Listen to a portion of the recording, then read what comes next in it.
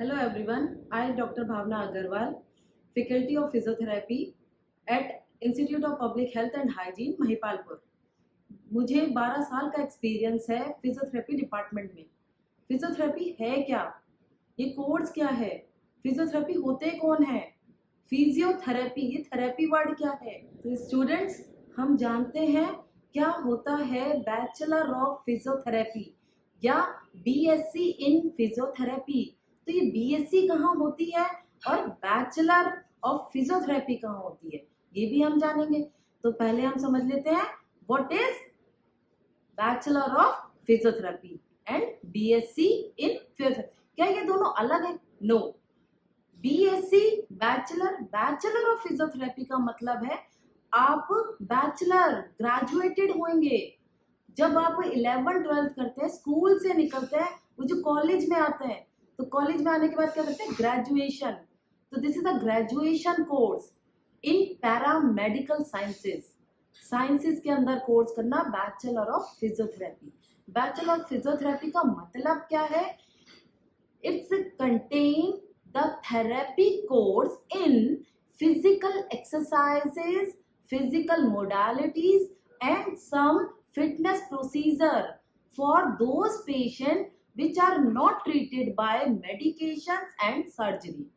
क्या बताने की कोशिश कर रही हूँ? जो पेशेंट ऑपरेशन के बाद या फिर दवाई के बाद ठीक नहीं हो पाते, तब वो किसके पास आते हैं? Bachelor of physiotherapy. क्या हम सिर्फ उन्हीं पेशेंट को देखेंगे जिनका ऑपरेशन हुआ है? ऐसे क्या हार्ट का ऑपरेशन हुआ, हम उनको देख सकते हैं? क्या किडनी का ऑपरेशन हुआ, क्या हम उसे देख सकते हैं? बिल्कुल बच्चों, ये बैचलर ऑफ फिजियोथेरेपी आपको डॉक्टर की डिग्री दे रहा है, क्योंकि आगे मैं वीडियो में यही बताऊंगी ये कितने साल का कोर्स है, कहाँ कर सकते हैं, कैसे कर सकते हैं, कितनी फीस है इसकी, कैसे करें। क्या मैं आर्ट साइड का हूँ, मैंने हिस्ट्री पढ़ी है, क्या मैं बैचलर ऑफ फिजियोथेरेपी कर सकता हूँ? बीएससी इन फिजियोथेरेपी कर सकता हूँ? कर सकता हूँ तो कहाँ से कर सकता हूँ? तो फिजियोथेरेपी एक ऐसा प्लेटफॉर्म है जहां पर आप डॉक्टरों के साथ खड़े होकर ट्रीटमेंट देंगे। So what is the eligibility criteria for bachelor of physiotherapy? Eligibility criteria मतलब कि आप कहाँ तक पढ़े लिखे होने चाहिए। क्या मैं 10वीं पास होकर बैचलर ऑफ फिजियोथेरेपी कर सकता हूँ? नो। मैं सिंपल वर्ड में बोलूंगी नहीं। आपको 11वीं 12वीं करनी जरूरी है, 11th-12th with physics, chemistry and bio। That's called, आपको मेडिकल साइंस के साथ साइंस चाहिए, पॉलिटिकल साइंस नहीं। यहाँ आपको क्या चाहिए? बायो के साथ मेडिकल साइंस।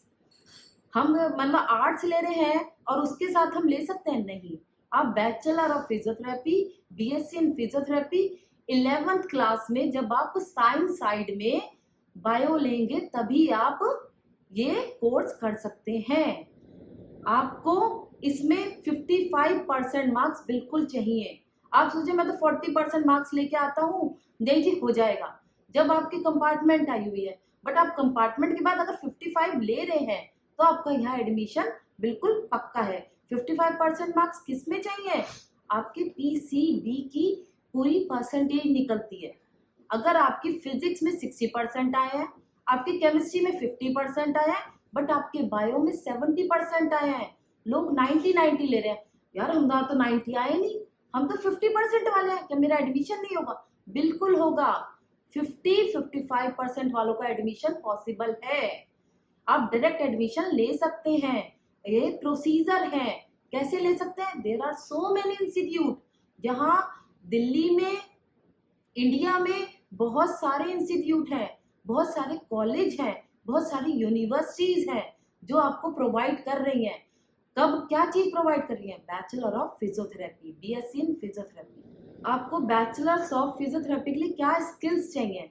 स्किल्स का मतलब है आपको नॉलेज होनी चाहिए ह्यूमन बॉडी की, बायो की, इंसेक्ट के बारे में, कि भाई इंसेक्ट के अंदर बोन होती है। अगर इंसेक्ट के अंदर बोन है तो क्या ह्यूमन बॉडी इंसेक्ट है, या human body have a bone और नॉट, कि ये ह्यूमन बॉडी बनी हुई किससे है? तो आपके पास क्या होना चाहिए? बायो का स्किल्स होना चाहिए, केमिस्ट्री की नॉलेज होनी चाहिए, कि क्या ऑर्गेनिक, क्या इनऑर्गेनिक और क्या फिजिकल एलिमेंट्स जैसे वाइटामिन्स, बॉडी के अंदर वाइटामिन्स अगर मैं खा रही हूँ, मैं जो खाना खा रही हूँ, मैं मीठा खा रही हूँ, मैंने क्या खाया, रसगुल्ला खाया, रसगुल्ला क्या हो गया, मीठा, मीठा खाने से मेरी बॉडी में क्या हुआ, क्या केमिकल चेंजेस हुए। तो इसलिए हम केमिस्ट्री पढ़ते हैं, बायो पढ़ते हैं 11th-12th में। तो उस 12th के बेसिस पे वो जो स्किल्स होते हैं कि कैसे वो मीठा मेरे अंदर गया और कैसे वो फोर्सेस लगते हैं, किस चीज के फोर्सेस, अंदर सॉफ्ट मसल्स हैं, वो मसल्स के फोर्सेस होते हैं, ये स्किल्स आने चाहिए। तो स्किल्स बनते हैं हमारे 3 सब्जेक्ट से, फिजिक्स, केमिस्ट्री एंड बायो। और ये बेसिकली किस में होनी चाहिए, इंग्लिश में। क्या हिंदी में ये कोर्स पॉसिबल है, नहीं, अभी इंडिया में हिंदी में फिजियोथेरेपी का कोर्स नहीं आया है। तो बच्चों ये जानते हैं हम बैचलर ऑफ फिजियोथेरेपी में एडमिशन कैसे लें, बीएससी इन फिजियोथेरेपी में एडमिशन का क्या प्रोसीजर है। आफ्टर 12th कंप्लीट एग्जामिनेशन जैसे आप देते हैं तो बहुत universities, college and institute available है इंडिया में, दिल्ली में, there are so many state. Government ने अप्लाई कर रखे हैं एंट्रेंस टेस्ट और विदाउट एंट्रेंस। या तो आपको एंट्रेंस देना पड़ेगा, वो आपको गूगल पे जाकर सर्च करने पड़ेंगे एंट्रेंस, कौन से एंट्रेंस है जो यूनिवर्सिटी एंट्रेंस से लेती है, एंट्रेंस रैंकिंग के थ्रू। और कई ऐसे इंस्टीट्यूट्स हैं, ऐसे कॉलेज हैं, प्राइवेट यूनिवर्सिटीज हैं जो डायरेक्ट एडमिशन ले रही है इसके अंदर। हम बात करने वाले हैं कितने साल का कोर्स है, कितना ड्यूरेशन है बैचलर ऑफ फिजियोथेरेपी का। ये 4.5 साल का कोर्स है, 4.5 ईयर का।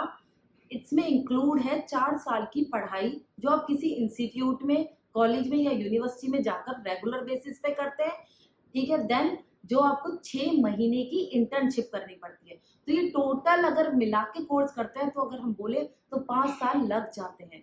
पूरे 5 साल में आपको ये डिग्री मिलती है बैचलर ऑफ फिजियोथेरेपी की। इसमें आपके आगे डॉक्टर वर्ड लगता है, जैसे मैं आपको कह रही हूँ, मैं डॉक्टर भावना अग्रवाल हूँ, बट मैंने मास्टर्स की हुई है।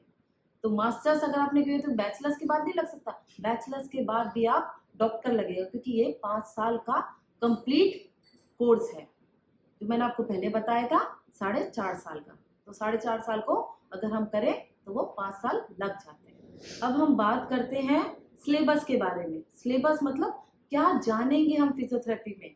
पहला ईयर 4 साल है, तो 4 साल में हम क्या जानेंगे, इसमें हम ह्यूमन की बॉडी के बारे में जानेंगे, अपने शरीर के बारे में जानेंगे कि भाई ये आंखें क्या काम करती हैं, ये मेरी जीभ क्या काम कर रही है, मेरा हार्ट क्या काम कर रहा है, कैसे काम कर रहा है, मेरा जीआईटी ट्रैक, डाइजेस्टिव सिस्टम, मेरा musculoskeletal system, that's called anatomy.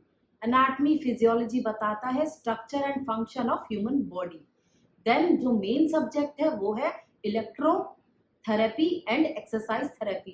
तो ये इलेक्ट्रोथेरेपी और एक्सरसाइज थेरेपी क्या है, इलेक्ट्रो मतलब इलेक्ट्रिकल करंट्स, ये वो करंट्स है जिससे हम पेशेंट की शरीर के अंदर का पेन कम कर देते हैं, मांसपेशियों को हिला सकते हैं। अगर पैर हाथ में सूजन आ गई है तो पट्टी बांधे या फिर हम करंट लगाएं। ये वो करंट है कि हम पागल हैं, नहीं, ये वो करंट नहीं है। ये करंट वैसे करंट है जो गंद निकालते हैं शरीर का, तो उसे कहते हैं इलेक्ट्रोथेरेपी। और दूसरी एक्सरसाइज है एक्सरसाइज थेरेपी।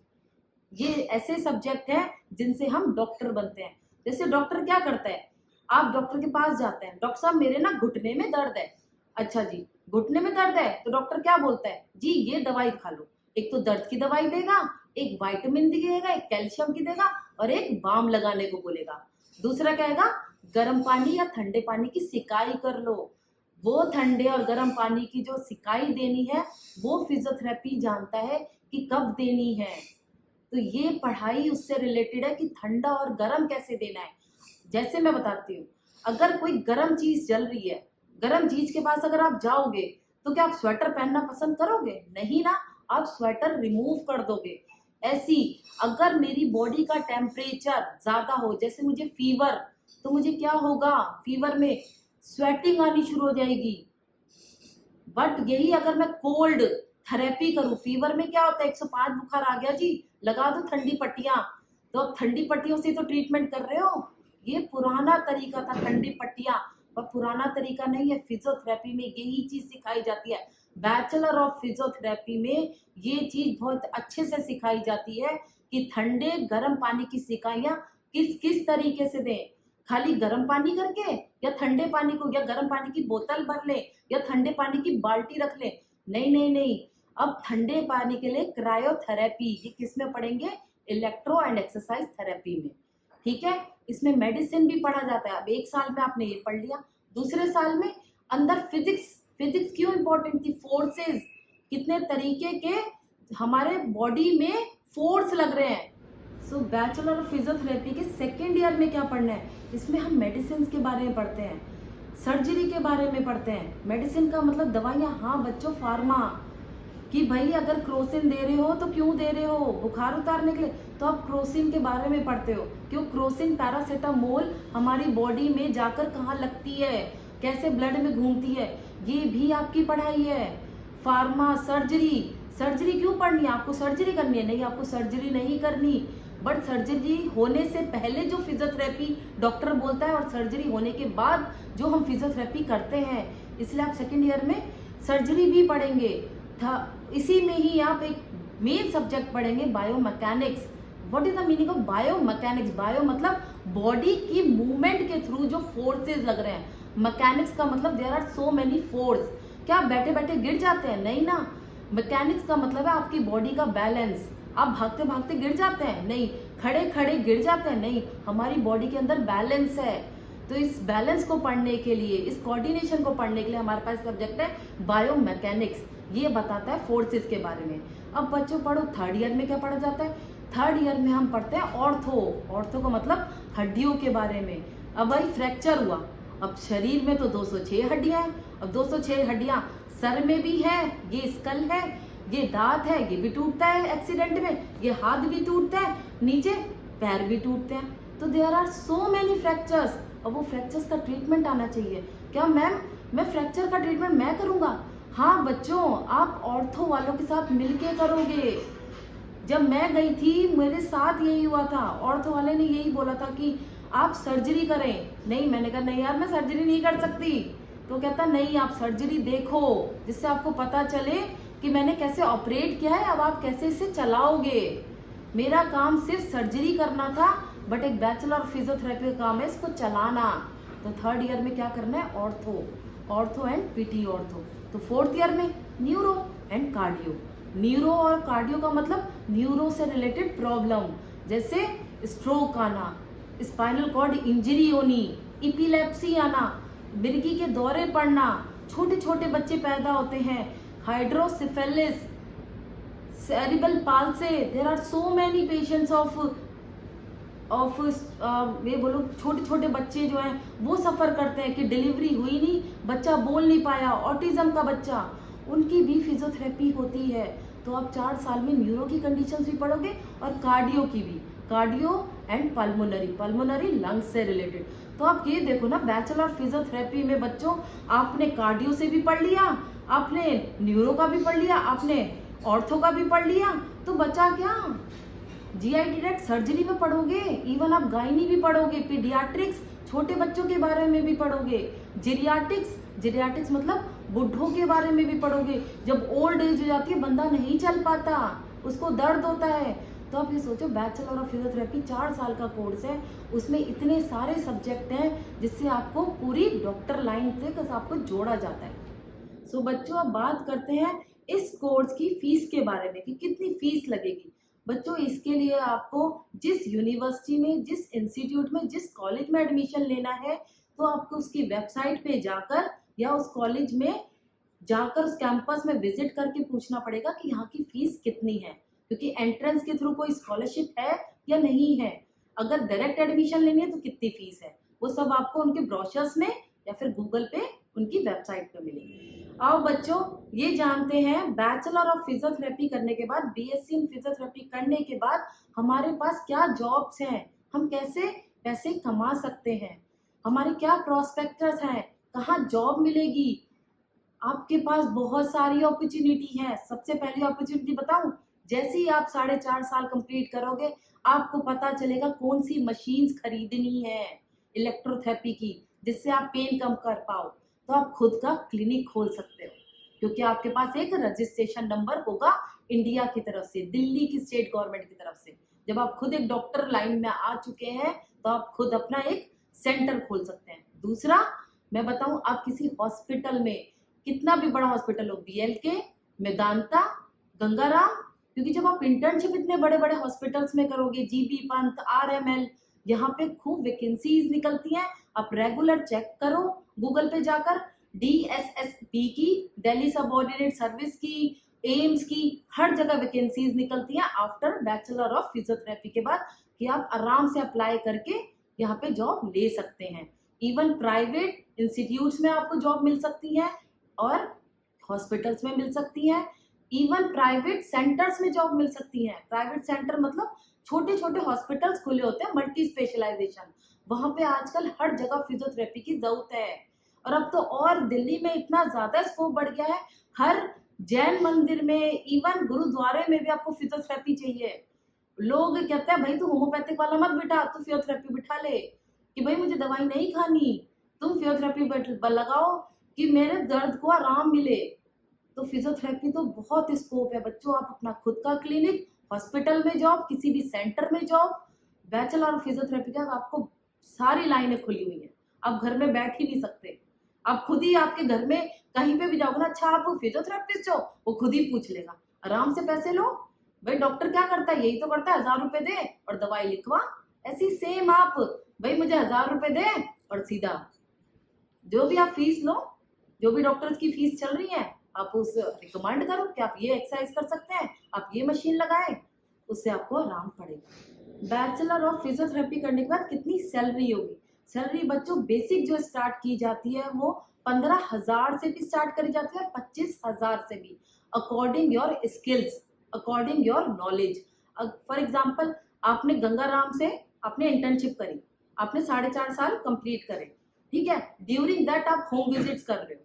अगर आप होम विजिट्स कर रहे हो और आपने एक्सपीरियंस दिखाया, भाई मैं होम विजिट में ये भी, आपकी स्किल्स देखे जाएंगे। उसके अकॉर्डिंग 15,000 से स्टार्ट होती है जॉब और आपको मैक्सिमम 50-60 हजार तक लेके जाती है।